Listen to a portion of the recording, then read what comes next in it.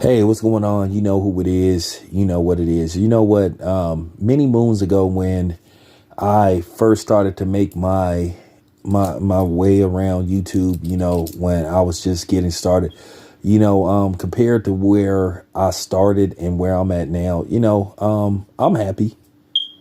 You know, and one of the things that I stood firm on and I stood tall and where I proved I wasn't like everybody else and I didn't follow a script. I was one of the very few people back in the day that never bought a ticket and jumped on the Triple G hype train. I just saw right through Triple G. I saw right through him when they first started to talk about this dude and when they were building him up at this unstoppable force. And every time I saw Triple G fight, I just was not impressed. I thought he was mechanical. I thought he was basic. And I thought that for the most part, they were selling him off hype.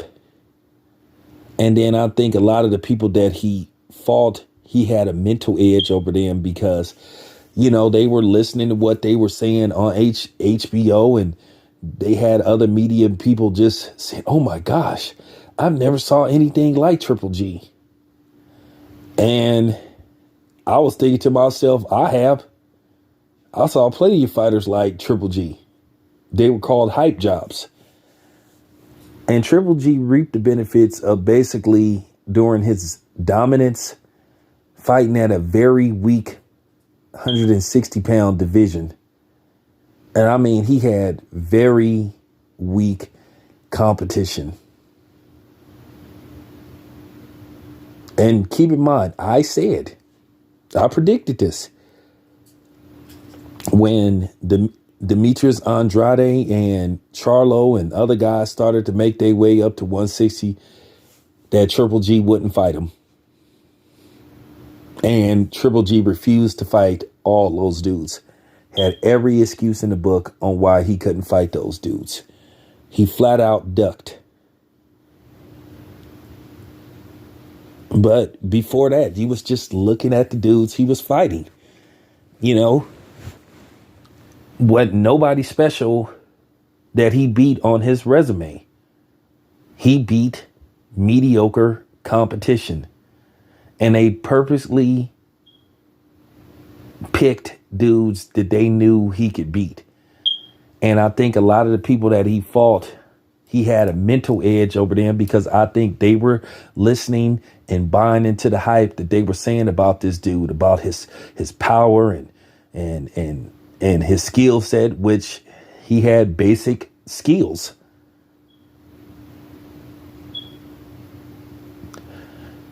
I said this before. If Triple G had fought in the 80s, he would have lost to pretty much everybody.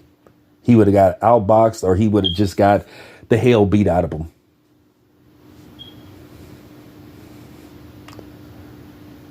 No need to name names, but mostly I think pretty much all of the elite middleweights at the time would have beat him. I'm just keeping it a buck. But like I said, I took a lot of heat, which I didn't care. For my criticism of Triple G, I kept saying, this dude ain't that good.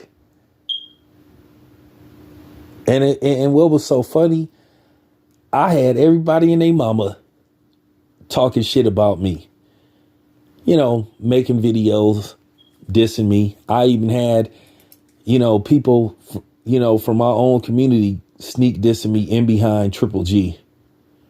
But now some of these dudes is on some super militant pro-black shit.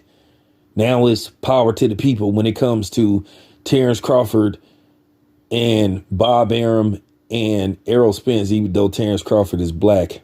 But nevertheless,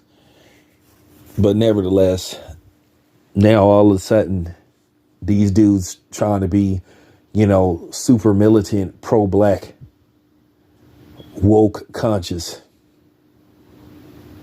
And still, you know what I'm saying, marrying and procreating with non-black women. But there you have it.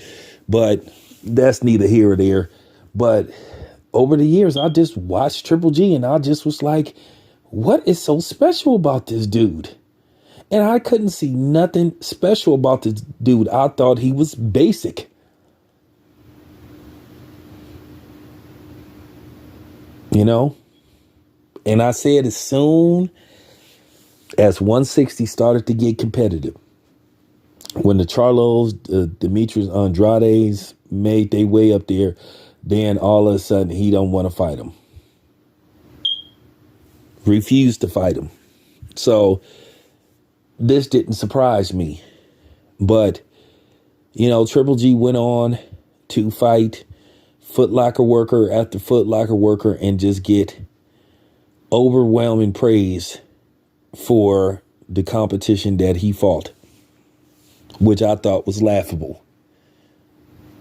And like I say, when I would call that out, you know, I would get called every name but a child of God. So I just thought that was hilarious. But you move, you move forward. You fast forward to now as you watch a 40-year-old Triple G get beat, for the most part, I guess you could say dominated by a dude he couldn't beat in 3 attempts, who started at 147.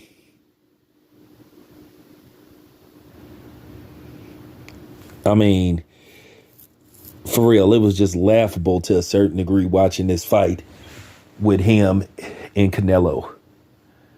And after watching him, I saw every bit of why he never wanted to fight the Charlos or Demetrius Andrade.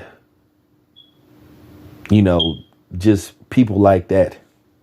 And we damn sure know that he ducked Andre Ward. Shamefully ducked Andre Ward after calling him out. So it was just laughable watching him, you know, lose to Canelo. Even though he had a couple of moments in the fight,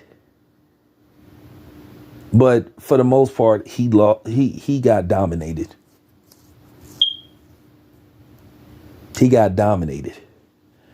Even though he took Canelo's best shots, he did lose the fight. He thoroughly got outboxed. Even though Canelo started to gas after the 9th round, but it was just laughable when that decision got made. And I think he's going to continue to fight. But as I said before, I always thought this dude was overrated. And then they still trying to have like a semi celebration for him, saying that he's definitely, Daniel Jacobs said he's definitely a Hall of Famer. And I'm thinking to myself, based off what? With that resume, he's a Hall of Famer? Yeah, okay. If he a first ballot Hall of Famer, then so am I. And I've never boxed professionally in my life. But like I said before, in retrospective, looking at Triple G, like I said, he's always been overrated. You know, even though he aged, he's always been overrated. He just showed it. He showed why there were certain fighters and certain styles that wouldn't have favored him. So I get it. Don't like it, but I get it. And Triple G is not a first ballot Hall of Famer. That is fact. Just keeping it a buck. This your boy Town Biz. I'm out.